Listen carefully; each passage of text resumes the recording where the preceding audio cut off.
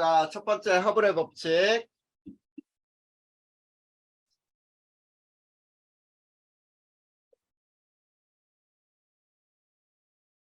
자, 허블의 법칙이 뭐냐면 외부 은하의 스펙트럼을 관측을 해봤어요.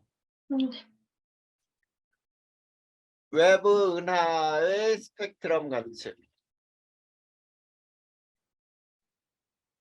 자, 대부분이 뭘로 나왔지? 적색편. 적색 편의가 나왔어요. 자, 대부분 적색 편이다. 적색 편의는 어느 때 관측이 됐죠? 은하가 멀어지고 있어. 그렇지. 자, 거기에서 적색 편의의 뜻이 나와 있는데, 네. 자, 적색 편이라고 하는 것은, 자, 흡수선 위치가 원래 위치보다 관측되는 흡수선 위치가 원래 위치보다 파장이 길게 관측이 되는 현상이에요. 자, 요거를 우리는 적색편이라고 불러. 자, 적색편이가 나타나는 이유는 거기에 나와 있는 대로야.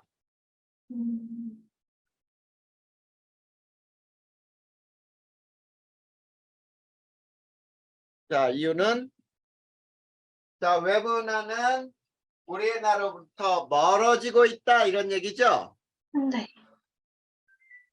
자, 쉽게 얘기하면 외부 은하는 멀어지고 있다. 우리 은하로부터 후퇴하고 있다, 이렇게 얘기를 하는 거야.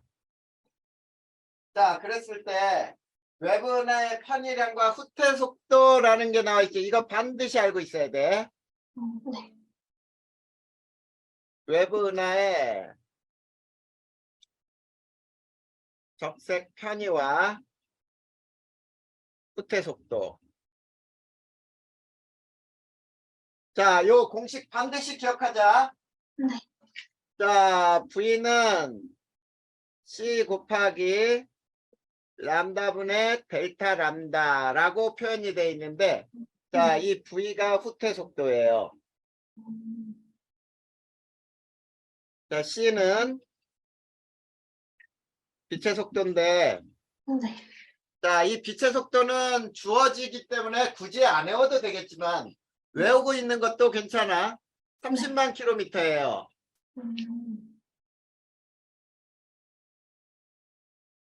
자, 초당 30만 킬로미터로 이동하는 속도가 빛의 속도고, 람다라고 하는 것은 네.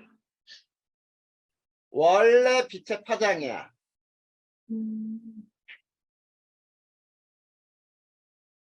그리고 델타 람다라고 하는 것은 편의량이라고도 부르는데, 자, 편의량은 람다 마이너스 람다 다시 이렇게 표현돼 있지. 네. 자, 그리고 이 람다라고 하는 것은 뭐냐면 원래 빛의 파장이고, 람다 다시는 관측된 빛의 관측된 파장값을 우리는 람다 다시라고 생각하면 돼. 거기 지금 그림이 나와 있죠? 네. 자, 원래 파장값이라고 나와 있니? 네. 자, 400, 500, 600선이 있는데, 자, 먼 은하, 자, 400에서 파장이 좀 긴 쪽으로 이동했죠? 네. 그 다음에 매우 먼 은하는 더 많이 오른쪽으로 파장이 더 길어졌지. 네. 그때의 파장의 차이값, 이거를 델타 람다라고 부르는 거야. 이해됐니? 네. 그거 꼭 기억해둬야 돼. 자, 이게 적색 편의와 후퇴 속도를 나타내는 거고, 두 번째 허블의 법칙이 있어요. 자, 허블의 법칙하고 이 편의량하고 계산하는 건 두 개가 동시에 뭐라 그래야 돼? 왔다 갔다 해야 되거든. 자, 여기에서 은하의 후퇴 속도는 뭐라고 나와 있니? 은하까지의 거리에 비례해요. 은하의 후퇴 속도는 자, 그 은하까지 거리에 비례한다. 그 은하까지의 거리에 비례한다. 그래서 V 후퇴 속도는 HR이라고 주어져 있죠? 네. 자, 여기서 역시 V는 후퇴 속도고 H는 허블 상수라고 불러. 그리고 R은 은하까지의 거리. 자, 그래서 자, V는 HR로 쓸 수도 있지만 C 곱하기 람다분의 델타 람다로 쓸 수 있다는 뜻이에요. 자, 요 두 개씩이 동시에 사용이 될 수 있단 말이야. 알겠지? 네. 자, 그 다음에 두 번째 허블 상수가 의미하는 게 뭐냐 이렇게 나와 있어. 자, 허블 상수는 자, 속도와 거리 사이의 관계를 나타내는 상수다. 후퇴 속도와 거리 관계를 나타내는 상수다. 이렇게 표현되어 있고 거기에 자, 우주가 얼마나 빠르게 팽창하는지를 나타낸다. 이렇게 나와 있죠. 네. 그리고 거리와 후퇴 속도의 관계 그래프의 기울기에 해당한다. 이렇게 나와 있는데 그거는 선생님 읽어줬으니까 자, 여기가 거리에 대한 식이고 그리고 여기가 후퇴 속도 그래프에서 거기 보면은 이런 형태가 나와 있죠. 네. 자, 그랬을 때 이 기울기가 허블 상수 H예요. 이해되니? 네. 자, 그러면 거기 세 번째 허블 법칙의 의미가 있지. 네. 자, 허블의 법칙의 의미는 멀리 있는 은하일수록 빠른 속도로 멀어진다. 자, 멀리 있는 은하일수록 후퇴 속도가 크다. 자, 그 얘기는 무엇을 의미하느냐면 우주는 팽창하고 있다라는 것을 의미하는 거예요. 알겠니? 네. 이게 바로 허블의 법칙의 가장 큰 의미라고 할 수 있어. 그래서 거기 위에 선생님이 여기 써준 식이 하나 나와 있지 그대로. 네. 이 식은 굉장히 중요한 거야. 이해됐어요? 네. 이게 바로 이 허블의 법칙이 주는 의미야. 자, 그러면 그 옆쪽으로 넘어가 보자. 우주의 팽창이라고 나와 있죠. 네. 자, 세 번째 우주의 팽창.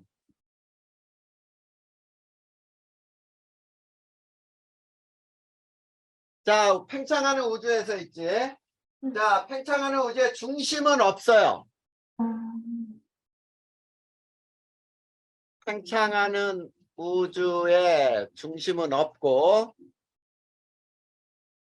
정의할 수 없다는 뜻이야. 그런데 끝은 있어요. 우주의 끝은 있다. 이게 우주의 팽창에서 의미하는 건데 자, 그러면 우주의 나이는 어떻게 표현되는지 보자. 자, 우주의 나이는 허블 상수의 역수가 우주의 나이예요.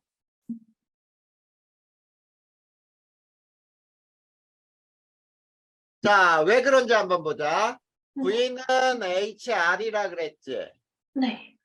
그러면 H는 R분의 V죠. 네. 자, 요거에 H분의 1은 V분의 R이 되겠지. 네. 자, 속력분의 거리가 되는 거야. 자, 속력분의 거리는 시간에 해당되잖아. 네. 그러기 때문에 자, 왜냐면 우리 속력은 뭐분의 뭐죠? 시간분의 거리지? 거리. 네. 이 식에 의해서 자, 속력분의 거리는 시간이 나오는 거야. 그래서 허블 상수의 역수가 시간이다. 즉 우주의 나이다 이런 뜻이 되는 거예요. 이해됐죠? 네.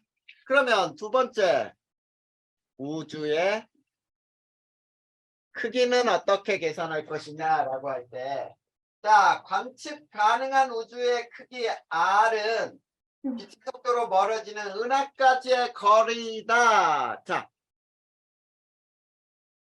관측 가능한 우주의 크기, 즉 우주의 크기 R은 빛의 속도가 가장 빠른 속도라고 얘기하는 거거든.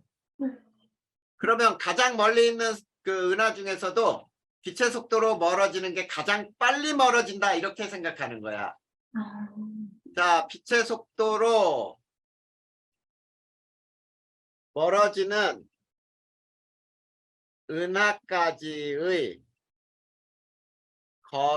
거리이다라고 얘기를 할 수 있어. 이게 우주의 크기가 돼요. 그러면 자, 빛의 속도가 후퇴 속도란 말이야. 자, V는 HR이었지. 네. 근데 이 후퇴 속도가 빛의 속도라 그랬잖아. 네. 그러면 그 빛의 속도를 C라고 나서 H분의 R이라고 할 수 있지. 네. H분의 R이 아니고 HR. 네. 그러면 여기서 우주의 크기 R은 어떻게 되느냐 이런 얘기가 됐지. 그러면 H분의 C 이렇게 되는 거죠. 네. 이게 관측 가능한 우주의 크기라고 얘기할 수 있어. 무슨 얘기인지 알겠어? 네. 그러면 허블 상수가 클수록 우주는 어떻게 되니? 우주의 크기는 작아져. 작아지죠? 네. 그렇게 되는 거야. 그리고 허블 상수가 클수록 우주의 나이도 작아져요. 작아지지. 네.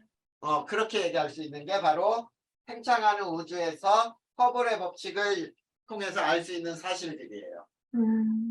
자, 그러면 팽창하는 우주론에는 네. 몇 가지 우주론이 있는지 한번 보자. 팽창하는 우주론이에요. 자, 허블의 법칙 이후의 우주론에는 두 가지가 있어. 자, 첫 번째, 허블의 법칙 이후의 우주론.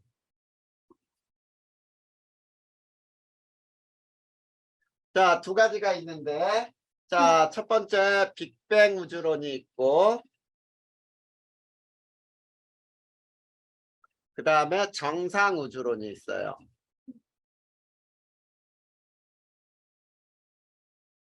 자, 빅뱅 우주론에 주장한 학자가 네. 가모프, 호일. 자, 그 다음에 두 번째 우주는 둘 다 팽창이에요. 팽창하는 우주니까. 그 다음에 세 번째, 자, 우주의 질량.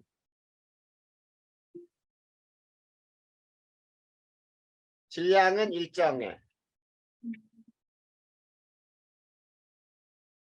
그러면 우주의 부피는 어떨까? 둘 다 팽창하니까 커진다죠? 네. 자, 그러면 우주의 밀도는 어떨까? 자, 빅뱅 우주로는 질량이 일정하고 부피가 늘어나니까 밀도는 감소하겠지. 네. 자, 정상 우주로는 우주의 질량도 증가하고 부피도 증가해요. 일정해요. 그 다음에 우주의 온도. 자, 빅뱅 우주론에 의하면은 온도는 낮아진다야. 하강을 해요. 근데 정상 우주로는 우주의 온도도 일정하다. 이게 바로 이 두 가지 과정이야. 됐니? 네. 자, 그러면 빅뱅 과정을 우리가 기본으로 한번 또 알아봐야 돼. 자, 빅뱅 우주론의 몇 가지를 쭉 한번 보자. 자, 첫 번째. 우주 생성은 약 138억 년 전 고밀도의 한 점이 폭발을 했어요. 그래서 우주가 생성되기 시작했어. 자, 첫 번째 3분 이내에 일어났던 일들이 어떤 일들이 있었는지 보자. 자, 기본 입자는 존재하고 있었어요.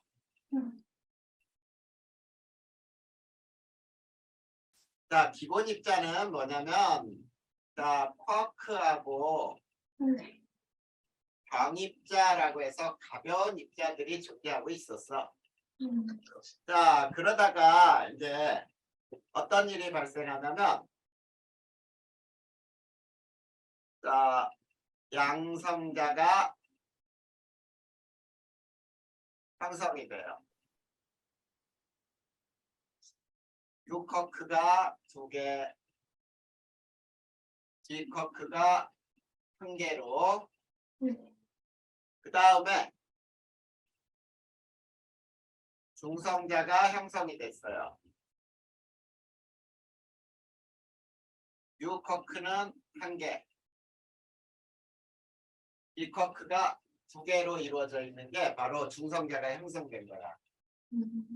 자, 그리고 자, 네 번째 초기에는 빅뱅 초기에는 자, 초기에 우주는 매우 고온이었어요. 자, 매우 고온이었기 때문에 양성자가 중성자가 되고, 자, 여기다 요거를 한번 써볼까? 에너지를 받아서 중성자가 되고, 그리고 중성자가 양성자가 되면서 에너지를 방출을 하고, 자, 이 반응이 동시에 진행이 돼요.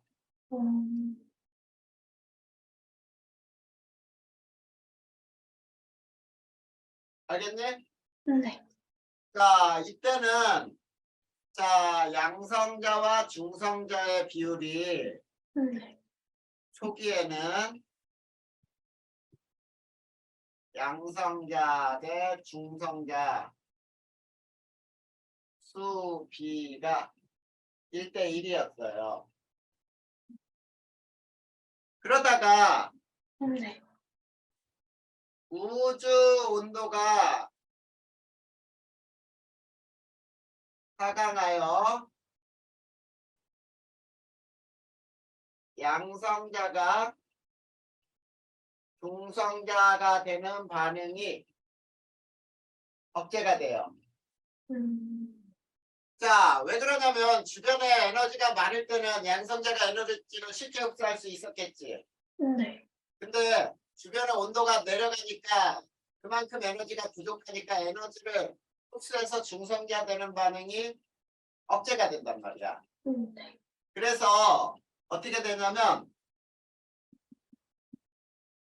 양성자와 중성자 수 비가 7대1이 돼요.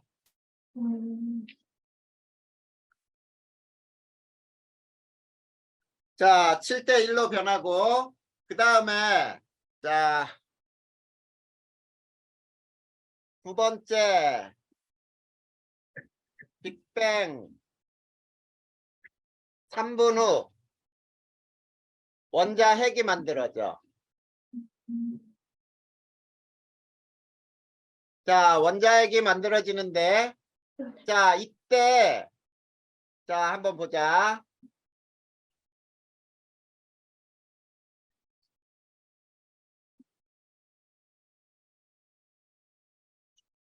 이게 양성자거든. 양성자는 수소 원자핵이에요.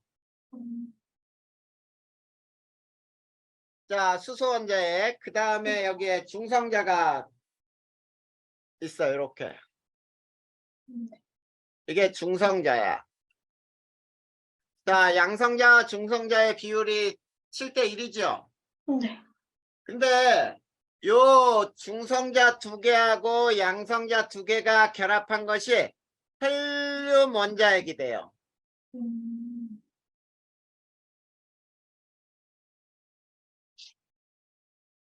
자, 그래서 빅뱅 3분의 원자핵이 형성될 때 수소 원자핵과 헬륨 원자핵의 비는 몇 대 몇이 되니? 음, 12대 1. 그렇지, 12대 1이지. 그러면은 네. 두 번째 수소와 헬륨의 네. 질량비는 자, 양성자 하나하고 중성자 하나가 질량이 거의 똑같거든? 어, 근데 양성자 하나가 수소 원자핵이니까 수소와 헬륨 질량비는 몇 대 몇이 되겠어? 3대 1. 그렇지, 12대 4니까 네. 3대 1이죠? 네. 아, 요 우주에 있는 수소와 헬륨의 질량비가 3대 1인 게 네.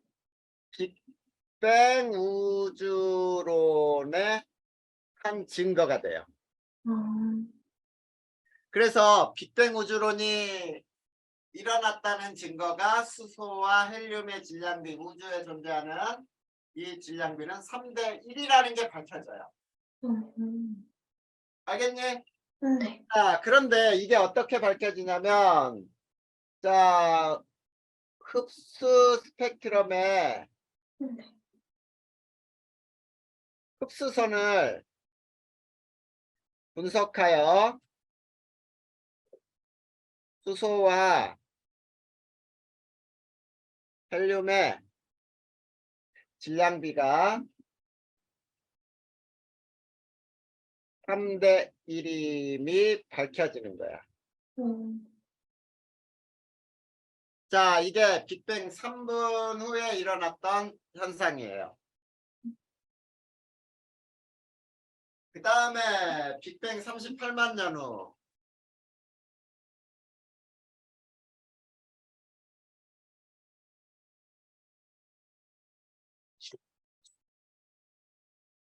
자, 우주 온도가 이제 얼마까지 떨어지냐면 3000K로 낮아져요.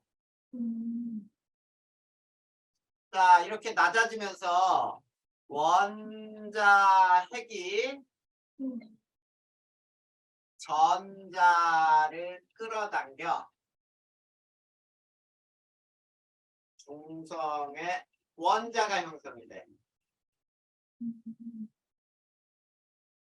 자, 이럴 때, 자, 어떤 일이 발생하냐면, 자, 중성 원자 형성 전에는 우주는 불투명했어요. 자, 우주는 불투명한 이유가 뭐냐면, 자, 원자핵과 전자가 분리되어 있고, 자, 이 물질 속에 빛이 닫혀 있었어요.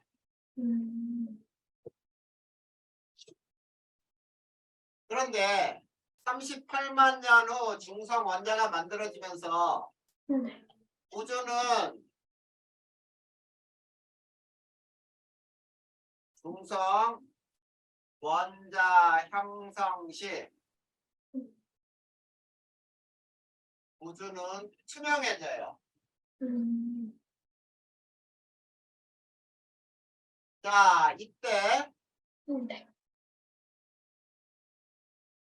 물질 속에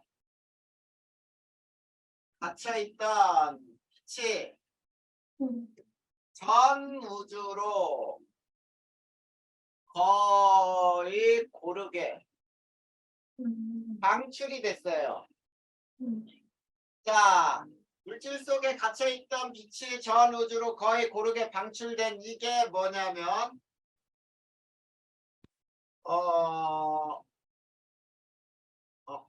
다시. 자, 요것이 뭐가 되냐면 우주 배경 복사 에너지예요. 자, 우주 배경 복사 에너지가 자, 빅뱅 우주론의 네. 가장 강력한 증거가 돼요. 자, 이게 빅뱅에 대한 우선 우주 배경 복사 에너지가 방출되는 것까지의 얘기예요. 네. 자, 그래서 자, 이렇게 배경 지식을 알고 나서 한 장 넘겨볼까요? 네.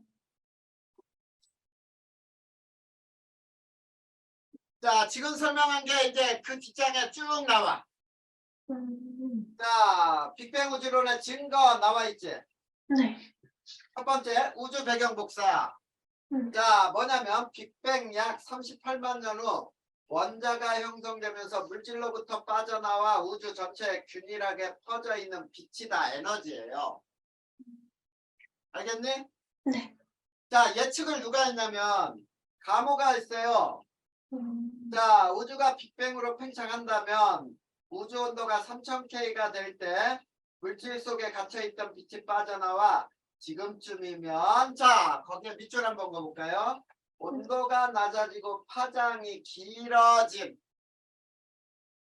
처음 방출될 때 빛보다 온도는 낮고 파장이 길어진 에너지로 관측될 것이다. 이렇게 예측을 한 거야. 그게 마이크로파라고 얘기를 한 거야. 근데 측정을 해낸 사람이 있죠. 자, 그걸 누구하고 누가 했냐면 펜디어스와 윌슨이라는 사람이 발견을 해냈어요. 자, 안테나로 하늘의 모든 방향에서 거의 같은 세기로 검출되는 마이크로파를 발견했는데, 그쵸? 네. 자, 온도가 약 2.7K, 굉장히 온도가 낮은 거야. 왜냐면 0도씨가 273K거든. 그러니까 2.7K는 절대 온도로 굉장히 온도가 낮은 온도예요. 2.7K 물체에서 방출되는 복사파의 파장과 일치했다라고 얘기하지. 네. 그게 관측이 된 거야. 음, 자, 그래서 거기 그래프 하나 나왔죠. 네. 자, 우주 배경 복사의 세기 분포. 처음 측정한 7.3cm였는데, 그치? 자, 그런데 2.7K의 복사선에 해당하는 에너지가 방출됐다는 뜻이야. 이게 관측된 거야. 네. 자, 그러면 그 밑에 이제 자, 우주 배경 복사는 우주의 온도가 약 3000K일 때 방출되었던 복사로 우주가 팽창하는 동안 온도가 낮아지고 파장이 길어져 현재는 약 2.7K 복사로 관측되고 있다 나와 있죠. 네.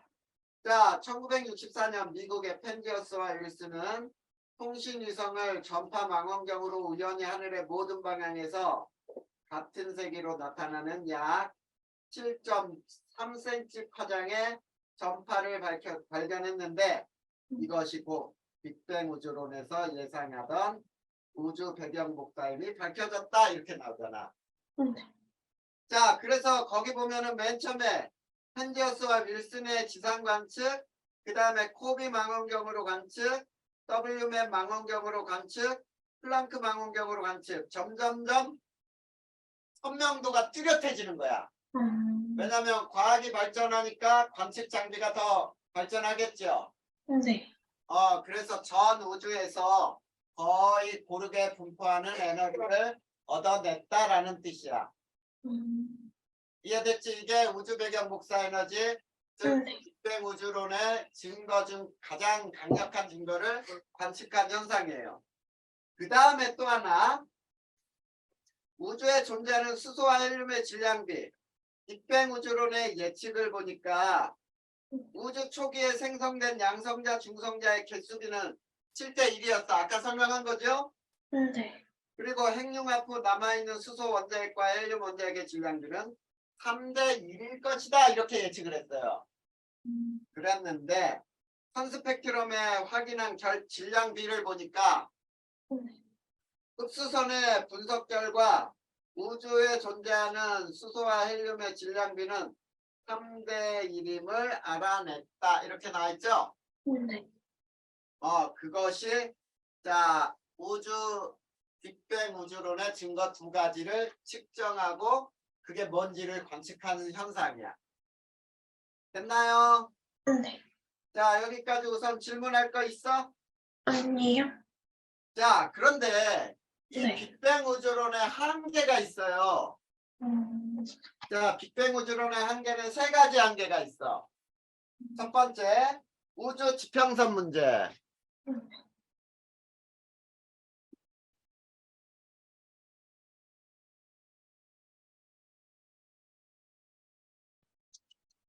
첫 번째가 우주 지평선 문제.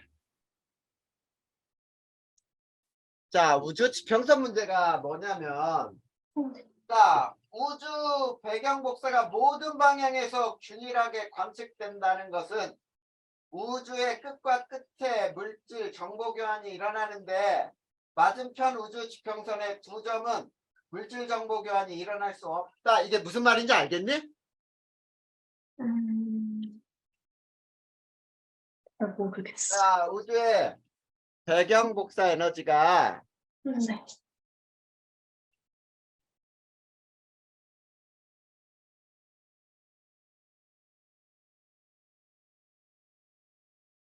고르게 분포했다는 얘기는 네. 분포한다는 것은 자 우주의 끝과 끝에 물질, 에너지 등의 정보 교환이 있었다는 얘기야.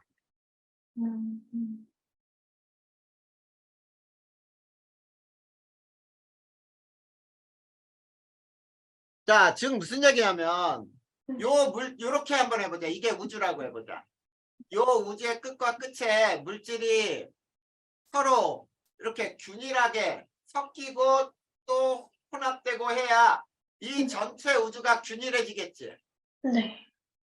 그래야 우주 배경 복사 에너지도 균일하게 나올 거 아니야. 네. 근데 우주의 끝과 끝은 너무 멀어.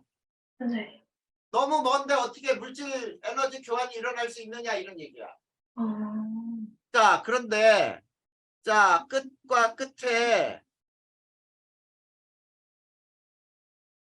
정보 교환이 일어날 수 없다는 뜻이에요.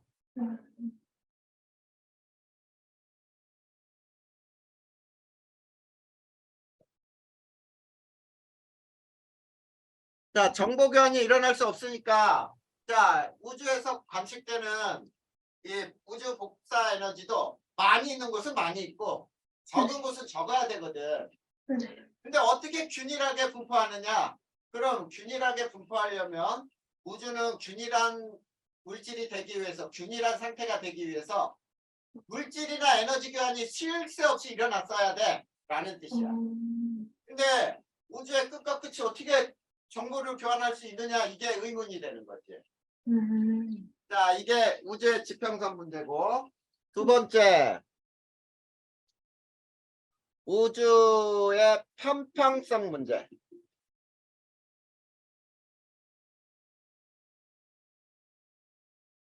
자, 우주는 지금 평탄하거든. 자, 우주는 거의 평탄해요. 관측 결과 우주는 평탄 우주란 말이야. 평탄하려면 자, 일정한 밀도값을 가져야 돼. 자, 그러려면은 평탄하기 위해서는 자, 우주는 초기부터 지금까지 균일한 밀도 값을 가져야 되거든. 네.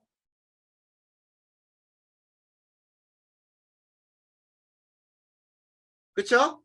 네. 자, 어떤 특정한 균일한 밀도 값을 가져야 하는데, 자, 우주는 팽창하잖아. 네. 자, 팽창하기 때문에 밀도가 어떻게 된다 그랬어? 감소한다. 감소한단 말이야. 네. 그러면 일정한 밀도를 가져야 한다라는 걸 설명할 수 없잖아. 그치? 네. 밀도를 계속 감소하니까 초기부터 현재까지 밀도는 계속 감소해왔는데 어떤 특정한 밀도 값이 유지가 돼 있었다? 이거 어떻게 설명해? 이런 뜻이에요. 이게 빅뱅 우주론의 두 번째 문제. 세 번째는 자기 홀극의 문제예요. 자, 우리 자석은 무슨 극하고 무슨 극으로 되어 있죠? N극이랑 S극이요. N극과 S극으로 같이 있지 항상. 네. 근데 초기에는 자 N극만 S극만 가진 것들이 있었다. 이런 뜻이에요. 그러니까 자기 홀극이라는 것은 N극으로만 이루어진 자석, S극으로만 이루어진 자석이 있어야 된다. 존재해야 한다. 근데 지금까지는 발견되지 않잖냐. 이걸 어떻게 설명할래? 라는 거지. 이거를 설명할 수 없는 문제가 생겼어요. 그러면 자 우주론에도 이러지. 이걸 설명할 수 없으니까 이걸 설명하기 위한 뭔가가 또 나오겠지. 네. 그게 가속 팽창 이론이에요. 급팽창 이론. 가속 팽창이 아니라 급팽창 이론, 인플레이션 이론이라 그래서 급팽창, 인플레이션 이론이라는 거야. 이거는 뭐냐면 자 한계를 설명하기 위해서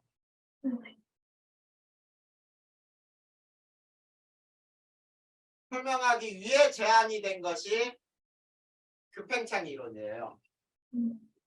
자, 그래서 자 여기에서는 빅뱅 이후 요 아주 짧은 시기에 우주는 빛보다 빠르게 팽창 그리고 빅뱅 우주의 세 가지 문제를 해결하기 위해 제안했다 그랬죠. 네. 초기에 자 빛보다 빠르게 팽창했다. 우주는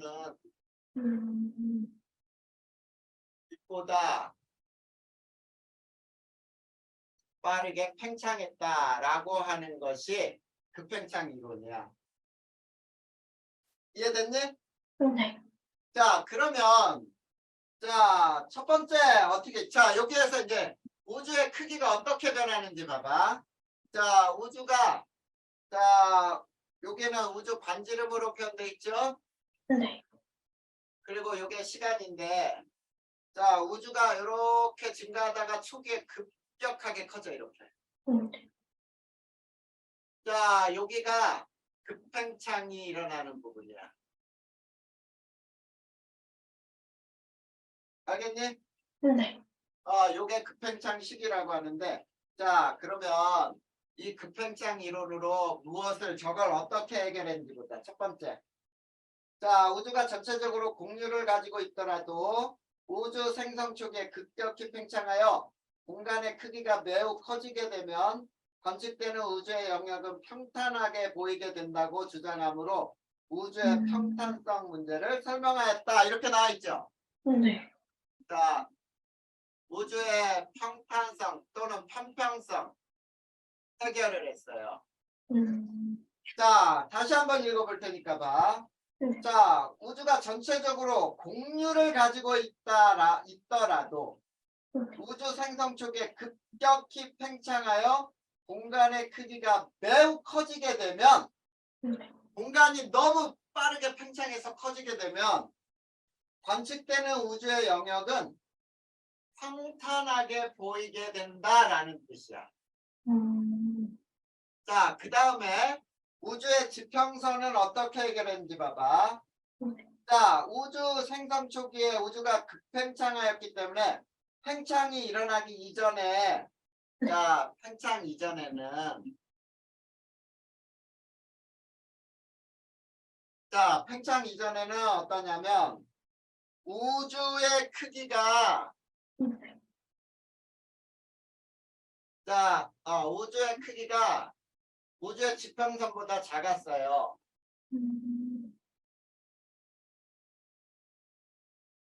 그리고 팽창 이후에는 우주 크기보다 우주의 지평선이 더 작아. 이렇게 되는 거야. 자, 이게 무슨 말인지 보자. 자, 팽창 이전에는 이게 우주고 이게 우주의 지평선이라고 해보자. 자, 이게 우주 지평선. 그리고 이게 우주야. 자, 우주가 지평선보다 더 작지? 네. 팽창 이전이에요. 자, 그러면 이 우주는 조그마니까 네. 자, 끝과 끝에 물질 교환이 일어날 수 있지. 네. 근데 이게 이제 팽창 이후에는 어떻게 되냐면 우주가 훨씬 더 크고 이게 우주고 네. 우주 지평선이 더 작아.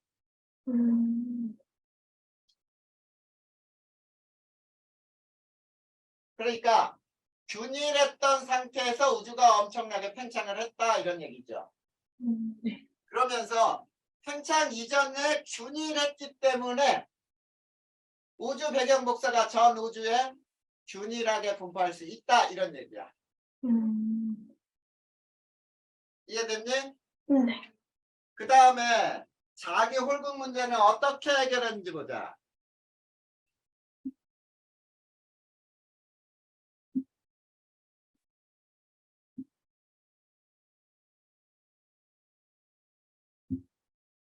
자, 세 번째 자기 홀극 문제는 이렇게 해결을 했어요. 우주 생성 초기에 급격히 팽창했기 때문에 자기 홀극 밀도는 관측 가능량 미만으로 희박해졌다 이런 얘기죠. 네. 자, 자기 홀극은 현재 관측 가능한 밀도보다 희박해졌다. 왜? 우주가 급격히 팽창했기 때문에. 우주가 급격히 팽창했으므로 자기 홀극을 관측할 수 있는 밀도보다 더 작아졌다는 뜻이야. 그러니까 우리가 관측을 못한다 이런 얘기지. 이렇게 그냥 급팽창 이론으로 빅뱅 우주론에서 설명할 수 없었던 세 가지를 이렇게 설명을 한 거예요. 자, 그 다음에 이제 뭐가 나오냐면 가속 팽창 우주론이 나와요. 자, 가속 팽창하는 우주. 자, 첫 번째 우주의 가속 팽창 이렇게 나오죠. 네. 자, 우주는 중력 때문에 팽창 속도가 감소할 것으로 예상하였으나 초신성 관측 분석 결과 팽창 속도가 점점 빨라지고 있더라. 자, 우주에 모든 물질들이 있죠. 네. 자, 물질들 간에 중력이 작용하겠지. 네. 팽창 속도가 느려질 거야 라고 예상을 했어. 감소할 것으로 예상했으나 팽창 속도가 점점 빨라져요.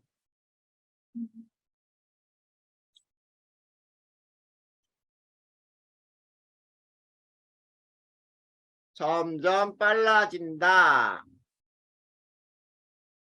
이게 가속 팽창하는 우주예요. 자, 그러면 거기에 보면은 IA형 초신성 관찰이 나와 있죠? 네. 자, 이게 무슨 뜻인지 봐봐. 우주가 감속 팽창한다면, 즉 무슨 얘기냐면 속도가 점점점 느려지는 팽창을 한다면 네. 일정한 속도로 멀어지는 우주보다 가까워야 돼, 멀어야 돼? 가까워야 돼. 그렇지, 가까워야 돼. 자, 이렇게 되는 거지. 우주가 감속 팽창한다면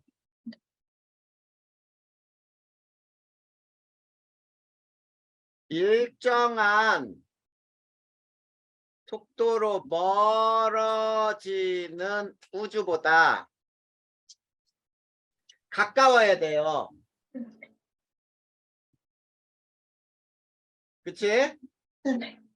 자, 근데 그러면 가깝게 있다는 말은 더 은하 같은 거는 밝게 보여야 되겠지. 네. 자, 더 밝게 보여야 하는데, 자, 일정 속도보다 멀어지는 우주보다 더 어둡게 보여. 음.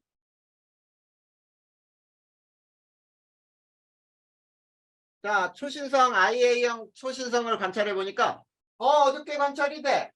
그러면 더 멀리 있다는 뜻이지. 네. 자, 더 멀리 있다 이런 얘기야. 즉 무슨 얘기하면 일정 속도로 팽창하는 우주보다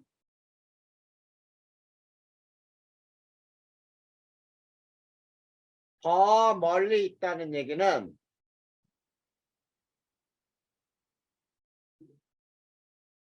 자, 더 멀리 있다는 것은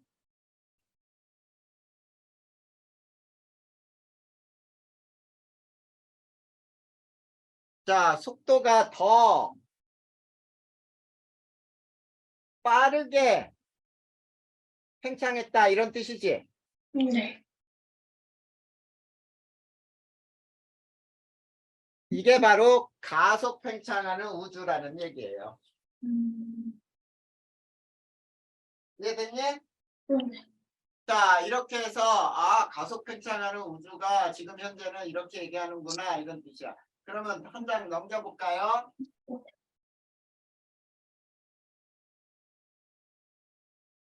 자, 한 장 넘겨보니까 뭐가 나오니? 그림 나오지? 네. 자, 빅뱅 그 다음에 급팽창이 일어나고 우주가 시커맸다가 그 다음에 우주 암흑시대 이렇게 나와 있죠? 네. 그게 38만 년 전이야. 음. 그리고 38만 년 후에는 투명하게 되면서 막 별들도 보이고 막 하지. 네. 쭉 그러다가 현재 보니까 입구가 위로 쑥 올라가죠. 네. 그게 가속 팽창이야. 음. 자, 이렇게 우주는 이렇게 그림으로도 표현할 수 있다. 그러면 이제 가속 팽창하고 하는 원인이 뭔지를 보기 위해서 자, 암흑물질과 암흑에너지라는 게 나오지. 네. 거기 이제 이게 마지막 파트예요. 음.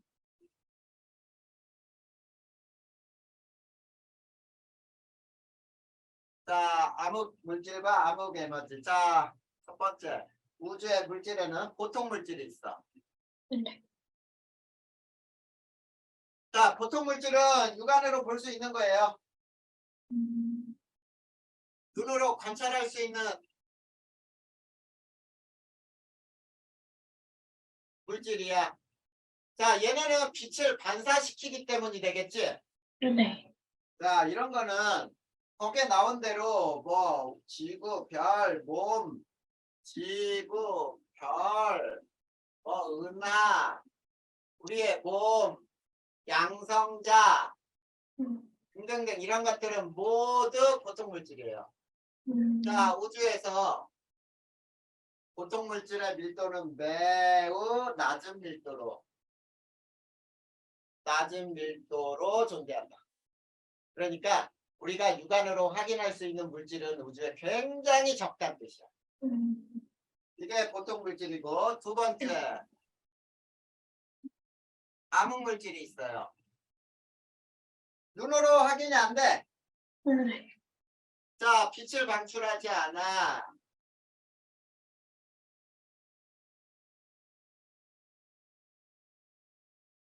눈으로 확인 불가능이야. 음, 자, 눈으로 확인은 불가능한데 질량을 가진 물질이에요. 네. 이거를 암흑물질이라고 불러. 음, 알겠니? 네. 자, 그러면 암흑물질이 실제로 존재하는지 알 수 있어야 되겠지. 네. 자, 암흑물질의 자, 존재를 추정할 수 있는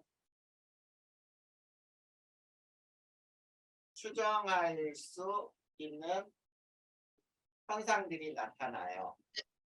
자, 첫 번째가 나선 은하의 회전 속도 곡선이라고 나와 있지. 네.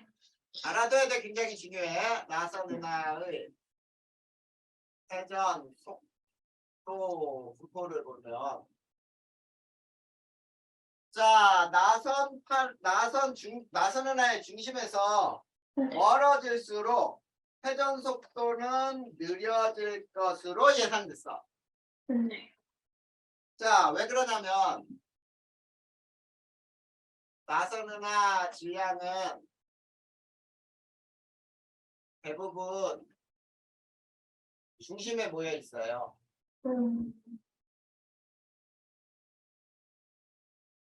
나선 은하 중심에서 멀어질수록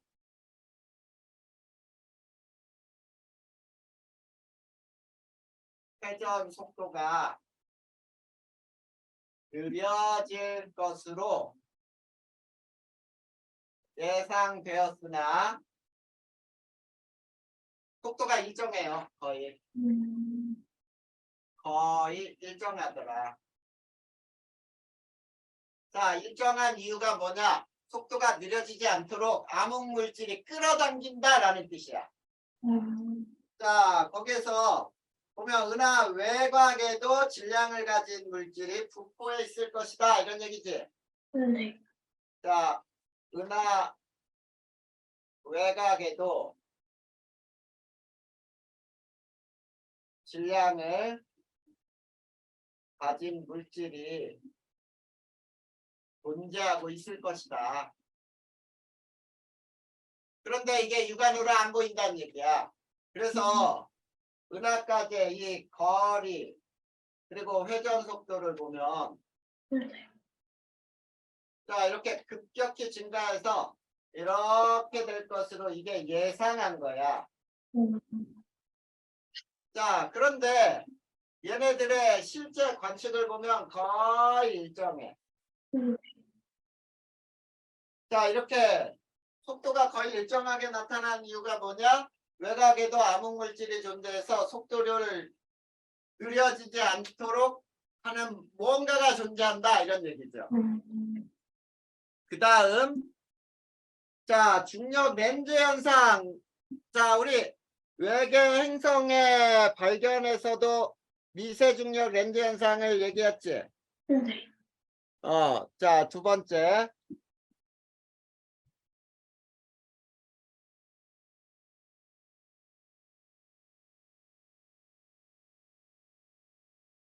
자, 빛이 진행 경로가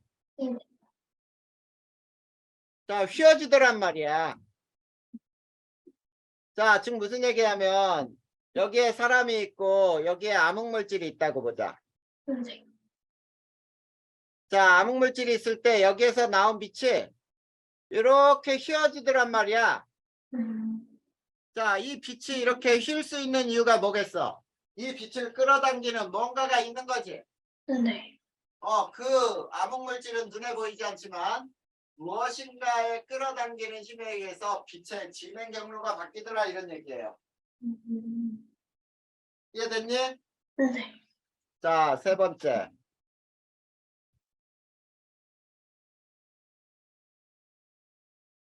자, 은하단에 속한 은하. 은하 간 거리는 멀어지므로 어떻게 예상을 했냐면 네. 은하단에서 은하가 떨어져 나올 것으로 예상을 했어.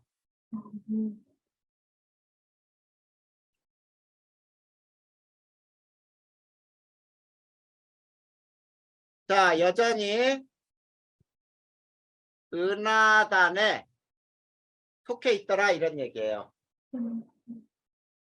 그러니까 은하단이라고 하는 건 뭐냐면 은하들이 모여 있는 집단이야. 그런데 이 은하끼리의 거리가 멀다 보면 중력이 약해지니까 떨어져 나가겠지. 네. 그렇게 분명히 떨어져 나갈 거야 라고 예측을 했지만 그 은하단 속에서 계속 묶여 있는 걸로 확인이 돼. 그 얘기는 뭐냐면 은하단에서 이 은하를 끌어당기는 뭔가가 있다 이런 얘기지. 네. 그게 바로 눈에 보이지 않는 암흑물질이다 이렇게 얘기를 한 거예요. 자, 이게 암흑물질에 대한 설명이었어. 자, 그러면 암흑에너지는 뭐냐 이걸 또 봐야 되겠네.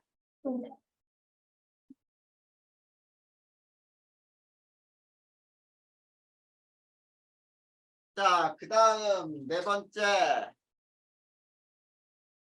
암흑에너지. 자, 암흑에너지는 있지? 빈 공간에서 나타나는 에너지야. 자, 그리고 얘는 가속 팽창의 에너지원이에요. 자, 우리가 암흑물질은 보통 물질은 중력으로 작용하죠. 네. 수축하게 하는 힘이야. 근데 암흑에너지는 반발력으로 작용한다라고 생각하면 돼. 팽창하게 하는 원동력이 암흑에너지예요. 빈 공간에서 나오는 에너지야. 그러면 빈 공간이 네. 클수록 암흑에너지는 커지니?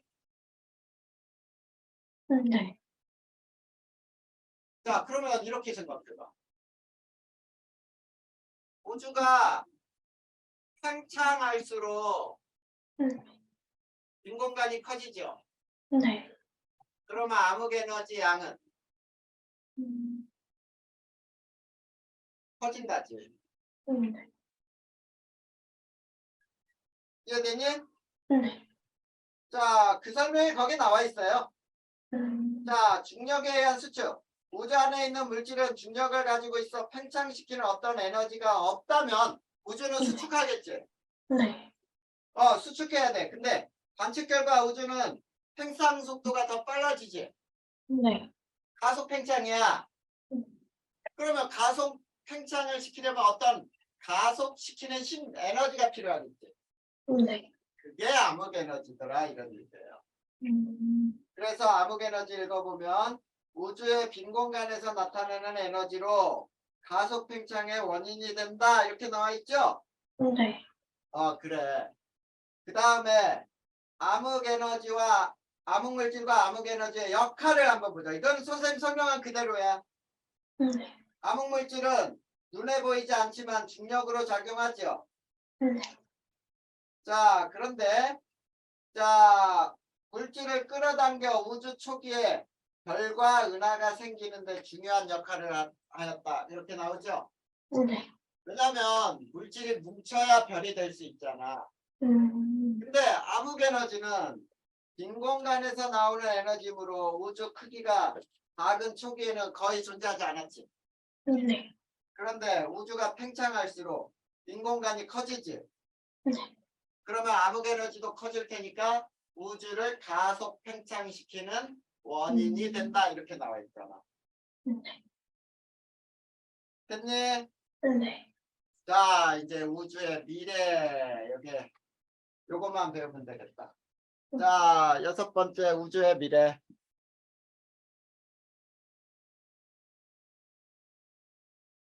자, 물질의 구성 요소의 분포. 자, 보통 물질이 얼마냐면 4.9%밖에 없어요. 그 다음에 암흑물질. 자, 암흑물질은 26.8%. 그 다음이 암흑 에너지야. 음, 암흑 에너지는 나머지 68.3%. 네. 자, 이게 우주의 구성 요소예요. 자, 그러면 두 번째 우주의 미래 해가지고 나와 있는데, 자, 첫 번째 임계 밀도라는 게 나와 있니? 네. 자, 임계 밀도. 자, 임계 밀도는 뭐가 없을 때를 전제한 거야? 아무 에너지가 없어요. 암흑 에너지가 없으니까 우주 팽창하다가 중력 때문에 서서히 속도가 감소하는 팽창이 되겠지. 네. 그래. 자, 이거는 암흑 에너지가 없고 중력 때문에 자, 팽창 속도가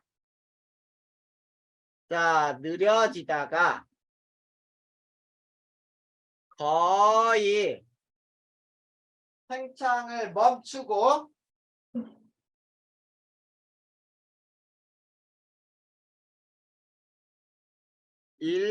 일정한 크기의 우주가 되겠죠.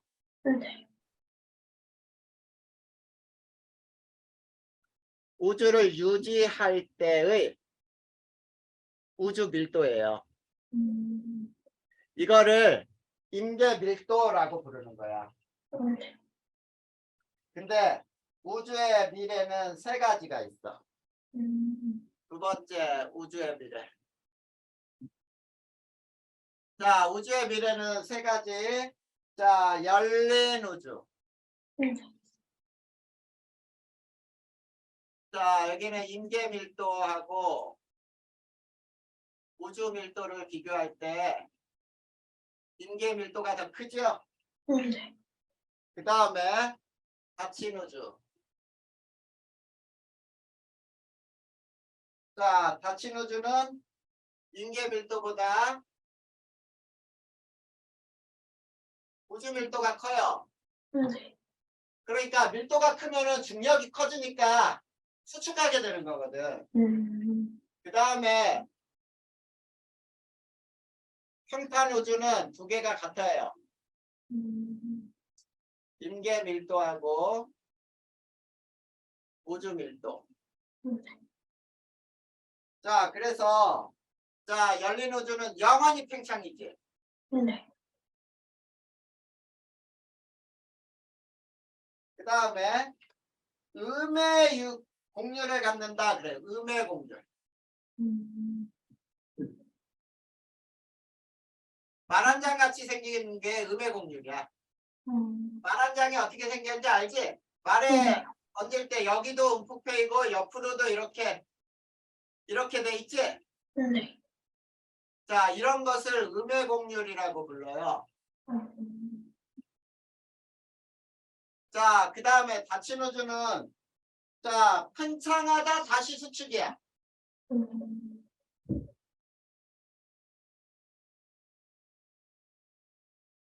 그리고 이거는 양의 공률을 가져요.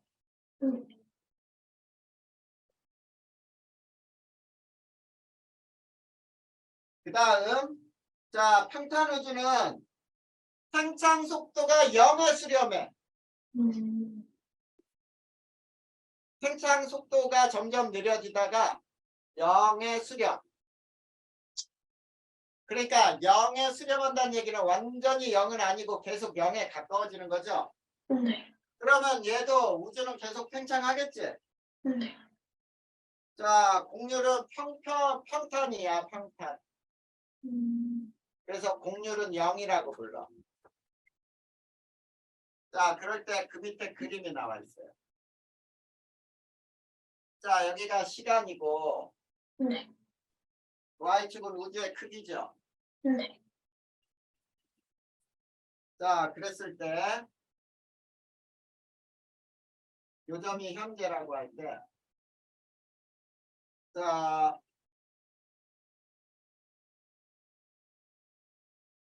이렇게 그림 그려지는 게 닫힌 우주. 그 다음에 자, 평탄 우주는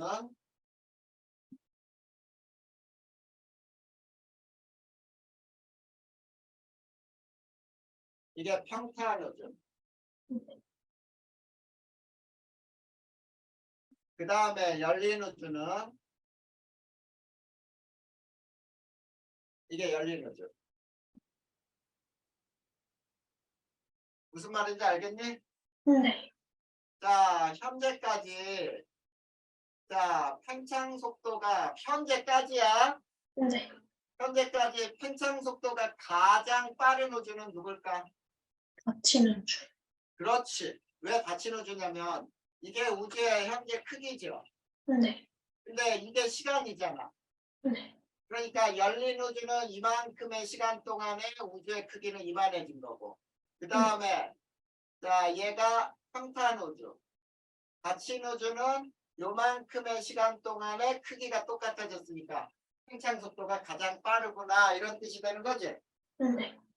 이렇게 되는 거예요. 이게 우주의 미래가 인계 밀도와의 관계로 나타난 거야.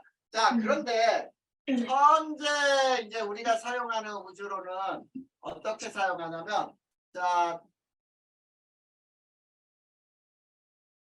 이렇게 돼. 자, 여기서 기울기가 급격히 증가했죠. 네. 이게 가속 팽창이라는 얘기야. 아,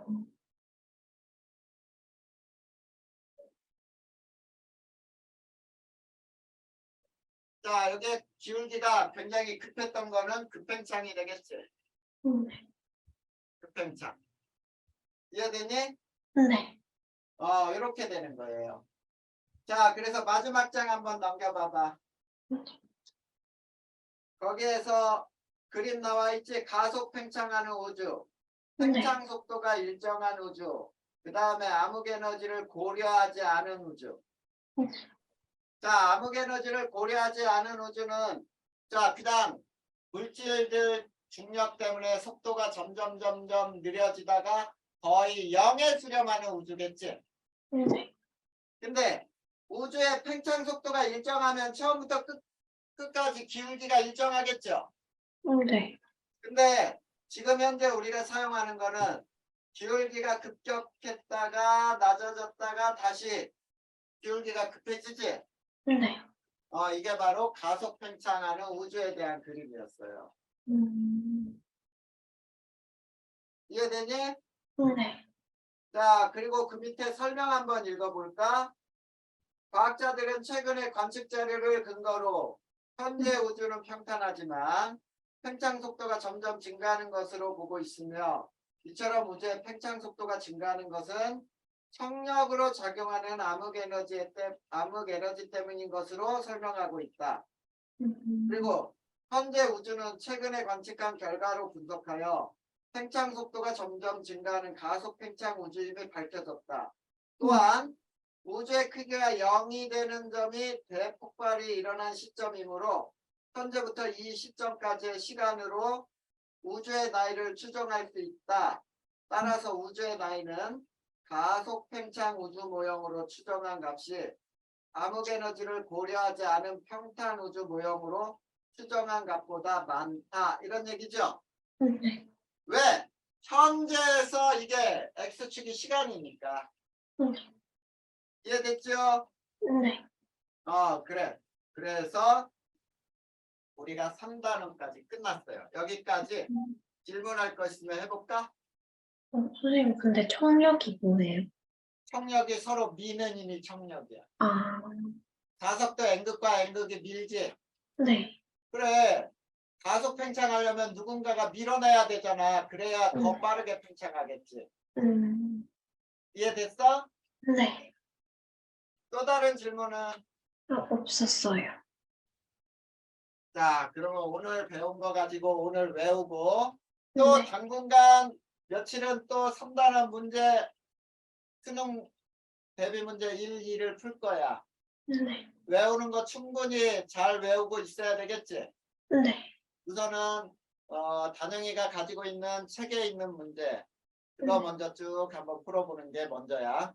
네. 자, 이제 나머지 외우고 쭉 오늘 배운 거 공부해 보세요. 네. 집중해서 해주세요. 네.